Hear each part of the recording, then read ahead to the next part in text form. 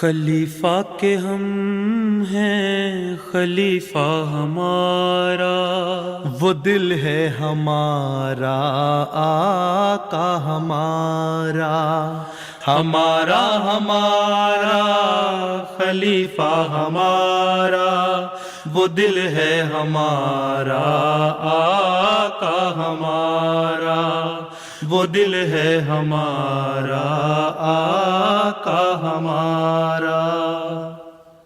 Assalamu alaikum and welcome back to This Week with Huzur.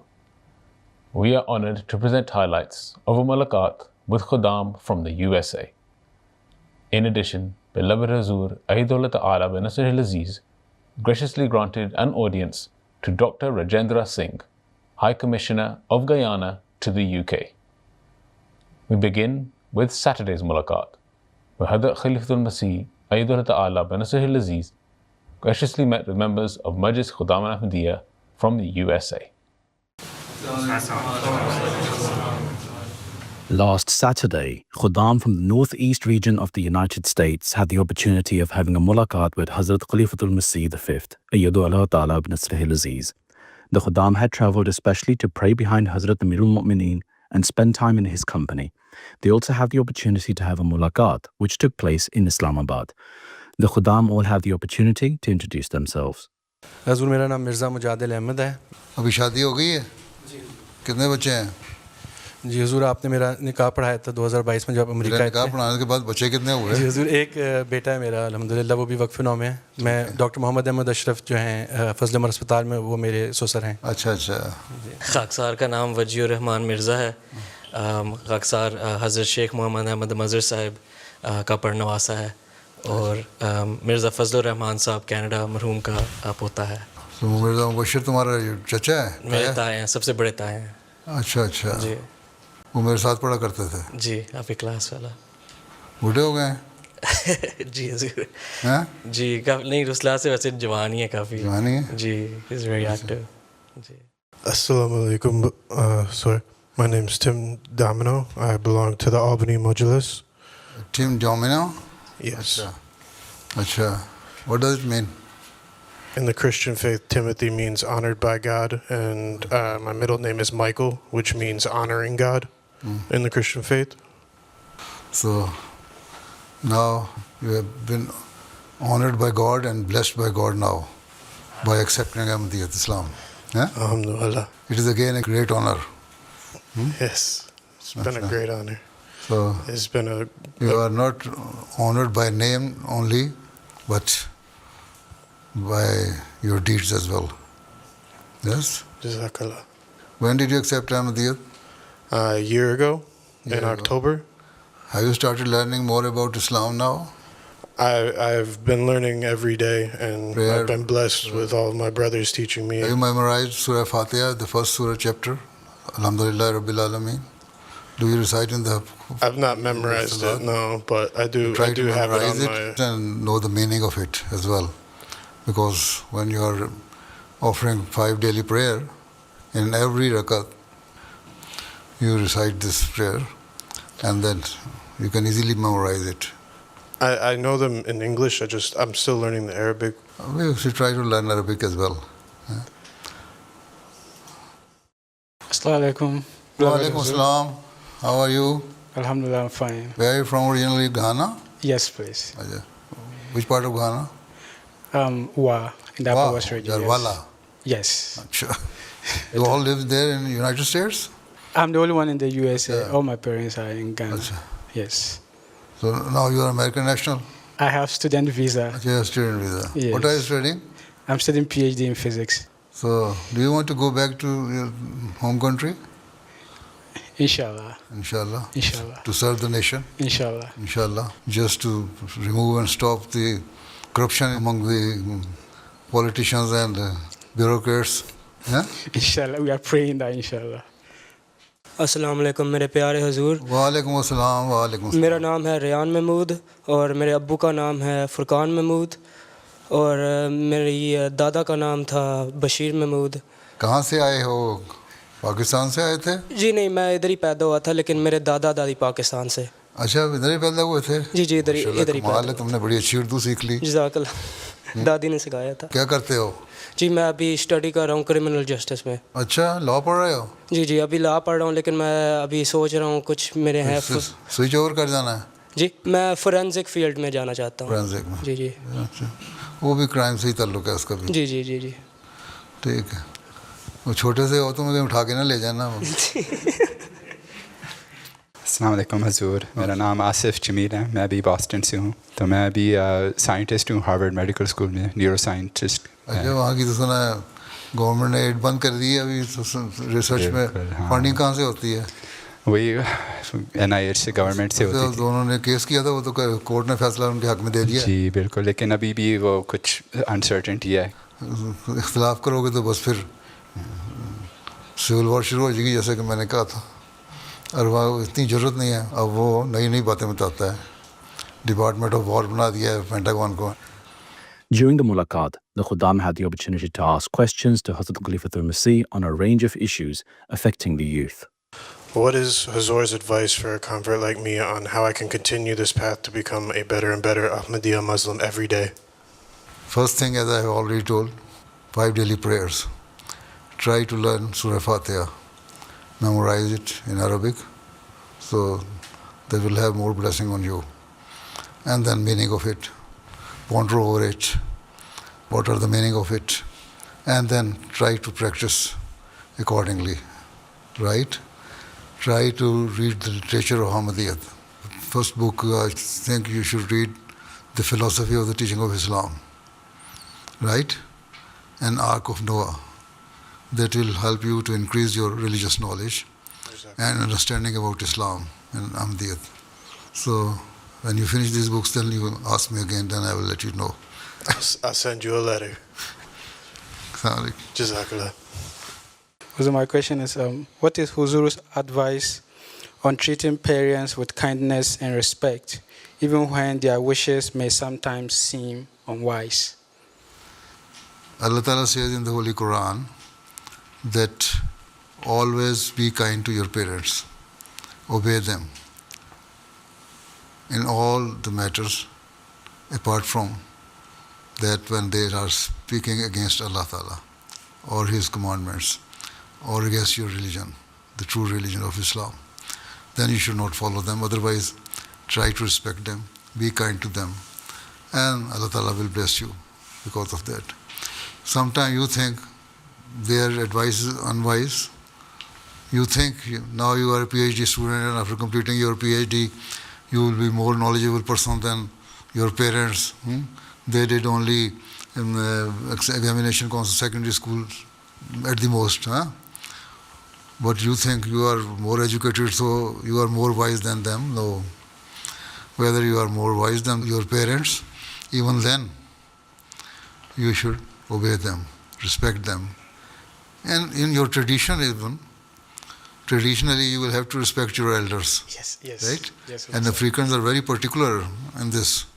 Yes. Right? Yes. So you have to follow your tradition as well.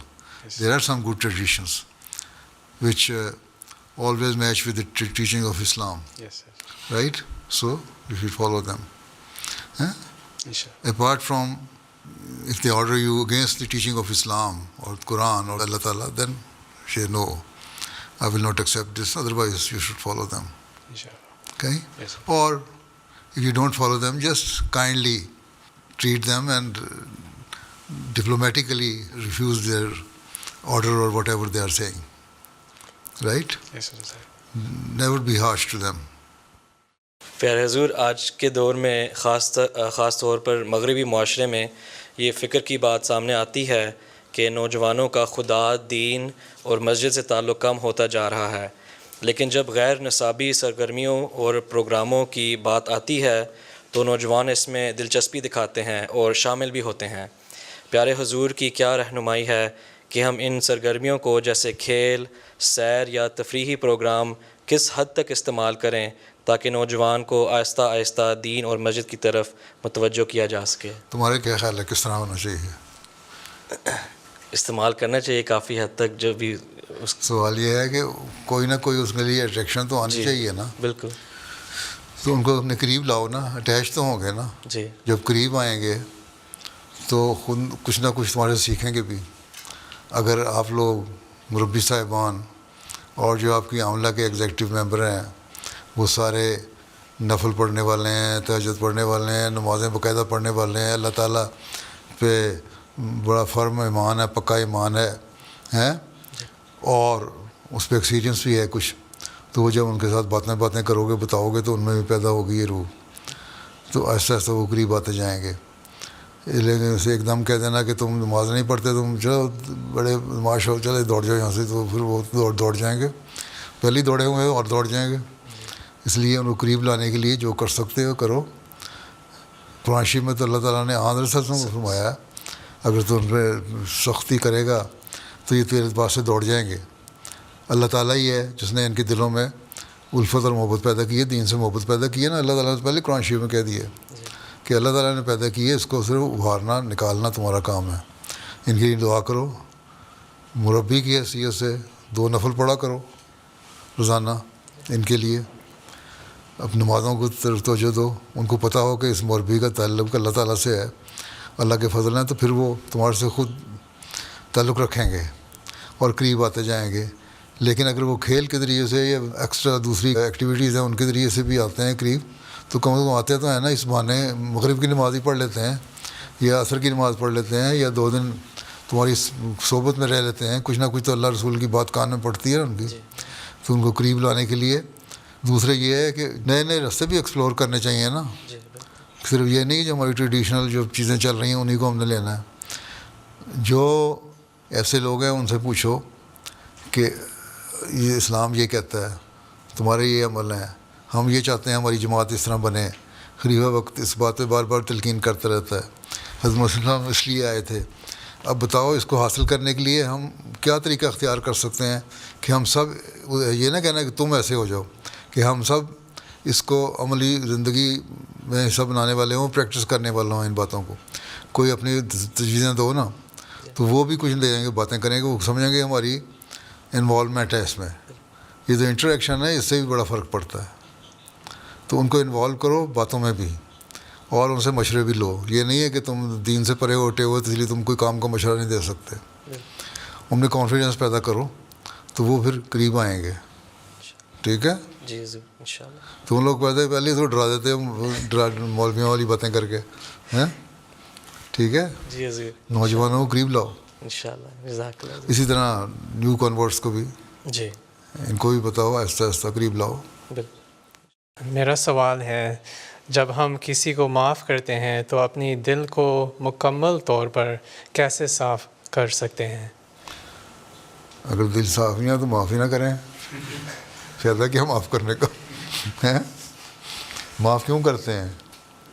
اگر میں تمہیں معاف کیا جان چھوڑو میری ہے, ٹھیک ہے. معاف کرنے کے بعد پھر محبت بھی بڑھانی چاہیے نا. قرآن شریف میں آتا ہے نا معاف کرنا, پھر اس کے اوپر احسان کرنا. ٹھیک ہے, وہ احسان یہ ہے کہ پھر اس کے ان کو کچھ تحفہ دے دو, ان سے اچھے تعلق رکھو, ان کے لیے دعا کرو, اپنے لیے دعا کرو کہ اللہ تعالیٰ ہمارے دل کو بھی صاف کرے, ان کے لیے بھی دعا کرو ان کے دل بھی صاف ہوں. اور پھر آنسر نے فرمایا تحفوں سے محبت بڑھتی ہے, تو تھوڑا سا تحفہ بھی دے دیا ان کو, اس کو احساس پیدا ہو گیا ہاں واقعی اس نے دل سے معاف کیا تھا. اور جب آپ تحفہ دیں گے تو آپ کو بھی خیال ہوگا کہ ہاں جب میں نے تحفہ دے دیا تو اب منافقت دل میں نہ ہو میرے. یہ تو ہپوکریسی ہے نا کہ وہ معاف بھی کر دیا, اندر دل میں کینہ اور وینڈکٹیونیس ہو, وہ نہیں ہونی چاہیے. ٹھیک ہے جی. تو دعا بھی ہو اور ساتھ عمل بھی ہو, ٹھیک ہے نا, پھر ہی کر سکتے ہیں. بہت مشکل کام ہے معاف کرنا. Whilst elaborating further, Hazrat Amirul Mu'mineen told an incident narrated by the Promised Messiah ﷺ about how Hazrat Imam Hussain radhiyallahu anhu forgave a slave in relation to the interpretation of Surah Al-Imran, verse 135 of the Holy Quran. حضرت مسلم علیہ السلام نے ایک واقعہ لکھا ہے قرآن شریف کی آیت کی تشریح کرتے ہوئے کہ ایک ملازم تھا, اس کو گرم پانی گرا دیا ان پہ. کئی دفعہ بیان کر چکا ہوں, پتہ بھی ہوگا آپ کو. تو آپ نے گھور کے دیکھا تو انہوں نے آیت کو پڑھی کہ اللہ یہ کہتا ہے غصے کو دباؤ. انہوں نے کچا غصہ دبا لیا, پھر اگلا انہوں نے کہا یہ بھی اللہ تعالیٰ کہتا ہے کہ معاف بھی کرو. انہوں نے کہا معاف بھی کر دیا. ہاں پھر انہوں نے کہا اللہ تعالیٰ تو یہ بھی کہتا ہے احسان بھی کرنا چاہیے. اچھا کہتا ہے تمہیں احسان کیا تمہیں آزاد کیا. اس زمانے میں تو سلیوری تھی نا, سلیوس رکھے ہوتے تھے نا, یا غلام رکھے ہوتے تھے جس کو کہہ سکتے ہیں سلیو. اس طرح تو نہیں تھے اسلام میں جس طرح انہوں نے بنایا ہوئے ہیں. غلاموں کے بھی حق تھے. وہ غلام تھا اللہ تعالیٰ نے کہ وہ ان کے کام کرنے والے تھے نا, نوکر. اللہ تعالیٰ نے تمہیں آزاد ہے, تم جو مرضی کرو. یہ احسان کیا.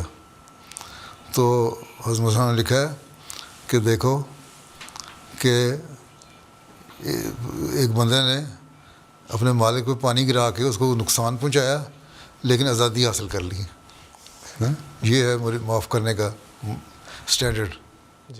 پیارے حضور, میرا سوال ہے کہ شہید کا جسم شہادت کے بعد خراب نہ ہونا اور اس کا خون تازہ رہنا اور اس سے خوشبو آنا حقیقت سے کس طرح تعلق رکھتا ہے؟ دیکھو جی, یہ تو لا آف نیچر کے خلاف ہے کہ بندہ دفنایا ہو اور زمین میں چلا جائے. جو نیچرل پروسیس ہے اس کو ہڈیوں کا گوشت کا گل سڑ جانا یا وہ ہونا, وہ تو ہوتا ہی ہے, ہر ایک کے ساتھ ہوتا ہے. یہ نہیں ہو سکتا کہ آپ نے 2 سال بعد 4 سال بعد شہید کے قبر کھو دیں گے تو وہاں اس کو تازہ جسم اس کا ہوگا. اتنا انبیاء کا بھی نہیں ہوتا, تو شہیدوں کا کتنا ہوگا؟ انبیاء کا تو مشاں کام ہے نا. تو اس سے مراد صرف یہ ہے کہ ان کا جو رتبہ ہے وہ اللہ تعالیٰ کی نظر میں ایسا ہے کہ وہ ہمیشہ یاد رکھتے ہیں. اور دوسرے جو تم رشتہ دار ہیں اس کے دعا کرنے جب جاتے ہیں تو اس کی یاد تازہ رہتی ہے, اور اس کی یادوں کی وجہ سے وہ اپنے آپ میں بھی انقلاب پیدا کرنے کی کوشش کرتے ہیں. ٹھیک ہے, شہید ایک سبق دے کے جاتے ہیں کہ ہم نے قربانی کی ہے دین کی خاطر, تو آپ لوگ بھی قربانی کرنے والے ہوں. یہ ہے اس کی تازہ ہونا, اس کا جسم, اس کی یاد, اس کا خون. اس کا خون آپ کو یاد دلاتا رہے کہ میں شہید ہوا تھا, میں نے اپنا خون بہایا تھا ایک مقصد کے لیے, اس مقصد کو تم نہ بھولنا. تو یہ یاد تازہ کرنا ہے, یہ تازہ رکھنا ہے. اور شہداء کی خوشبو جو ہے وہ اس طرح پھیلتی ہے, ایک میٹافور ہے, تمثیلی باتیں ہیں کہ اس طرح خوشبو پھیلتی ہے کہ ان کی نیکیاں جاری رہتی ہیں. ٹھیک ہے, وہاں اللہ تعالیٰ کے ہاں جا کے اگلے جہان میں اللہ تعالیٰ ان کی روح جو ہے ان کو ایک نیا جسم دیتا ہے, پھر ان کو جنت میں بھیجتا ہے, اور وہاں ان کے ہر طرف خوشبو ہی خوشبو ہوتی ہے. اس لیے اللہ تعالیٰ نے کہا ہے قرآن شریف میں بھی کہ ان کو مردہ نہ کہو, یہ زندہ ہیں. اس لیے کہ اللہ تعالیٰ نے ان کی یادیں ہمیشہ زندہ رکھیں اور اپنے نزدیک بھی ان کو ایک مقام دے دیا. ٹھیک ہے, یہ باقی یہ نہیں ہو سکتا کہ جو لا آف نیچر ہے اس کے خلاف ہو جائے کچھ. ٹھیک ہے, ہاں پریزرو کرتے ہیں بعض باکسز میں 50 سال 40 سال باڈی پریزرو رہتی ہے. ہو سکتا ہے وہ اندر اس کے باڈی میں اندر جو اس کا پروسیس کا ہے جو وہ تو ہوتا ہوگا, گوشت بھی چھوڑتا ہوگا, ایک حد تک ہی رہتا ہے نا ہڈیوں کے ساتھ گوشت, لیکن اس میں بو نہیں آتی ہے, تابوت خراب نہیں ہوتا, تو اس کو اسی طرح دفنایا جا سکتا ہے. لیکن بعض دفعہ جب تابوت ٹوٹ جائے تو اس میں سے جس طرح مردے میں یا مرے ہوئے انسان کا آتا ہے اسمیل آتی ہے, اس میں سے بھی آتی ہے پھر. ٹھیک ہے, وہ نہیں ہے. پرانے زمانے میں جو ایجپٹ میں جو ٹیکنالوجی تھی اس زمانے کی, وہ مومیز بناتے تھے ہیں, وہ انہوں نے ساتھ کچھ کیمیکل لگاتے تھے نا, رکھتے تھے پریزرو کر کے. تو اس زمانے میں جو فرعون تھے اس زمانے کے یا بڑے لوگ تھے, ان کو مومیز بنا کے تو ان کو پریزرو کر لیا کرتے تھے. یہاں ابھی بھی رکھی ہوئی ہیں, میوزیم میں رکھی ہوئی ہیں نا مومیز, جا کے دیکھو. کبھی دیکھی ہیں؟ نہیں دیکھی. کبھی دیکھو جا کے تو پتہ لگتا. میں گیا تھا یہاں ٹیورن میں بھی ایک ان کا میوزیم ہے, وہاں بھی انہوں نے مومیز رکھی ہوئی ہیں. تو وہ پریزرو ہیں وہ, لیکن پریزرو اسی طرح ہے کہ چہرے سے نظر آتے ہیں, باقی تو انہوں نے لپیٹا لپوٹا ہوا ہے ان کے گرد, کیمیکل لگا کے پتہ نہیں کیا کچھ لگا کے گیا ہوا, اندر سے پتہ نہیں کیا ہے کیا نہیں, لیکن باہر وہ پریزرو کر دیا. اسی طرح فرعون کو اللہ تعالیٰ نے کہا تھا کہ اب تم بچ تو نہیں سکتے, ہاں تمہارے جسم کو میں محفوظ کر لوں گا. اور وہ محفوظ کر لیا ممی بنا کے اللہ تعالیٰ نے. اور وہ اب فرعون اس زمانے کا, موسیٰ کے زمانے کا فرعون کی ممی اب گئی. تو یہ قرآن شریف کی یہ پیش گوئی بھی پوری اس طرح ہوئی. لیکن وہ ایک ٹیکنالوجی ہے, اس کے تحت وہ ہوا تھا, وہ بھی نہیں کر سکتے. لیکن یہ کہنا کہ جی صرف شہید ہو گئے تو محفوظ ہو گیا, اس طرح نہیں ہوتا. نبی نہیں محفوظ ہوتے تو باقی کس طرح ہوں گے. ٹھیک ہے جی. چلو اب تم نے تصویر کھنچوانی ہے تو کھنچوا لو. جی پیارے. باقی کسی کے پاس سوال ہیں تو لکھ کے دے دینا ان کو, وہ پھر لکھے ہوئے پہنچ جائیں گے آپ کو جواب. وہ پھر آپ وہاں اپنی جو میٹنگ ہوتی ہے نا اس میں پڑھ کے سنا دیں. جزاک اللہ پیارے حضور آپ کے ٹائم کا. As the mulaqat concluded, the Khuddam had the opportunity to have a photo with Hazrat Amir al-Mu'mineen and receive the gift of pens. On Tuesday, the High Commissioner of Guyana to the UK, Dr. Rajendra Singh, had the honour of meeting Hazrat Amir al-Mu'mineen. During the meeting, in light of the teachings of Islam, Hazrat Khalifat al-Masih highlighted the importance of fighting corruption in order for nations to progress. I'm totally impressed by the work that is being done here and His Holiness' willingness to meet with me for such a long time, and it was terrific.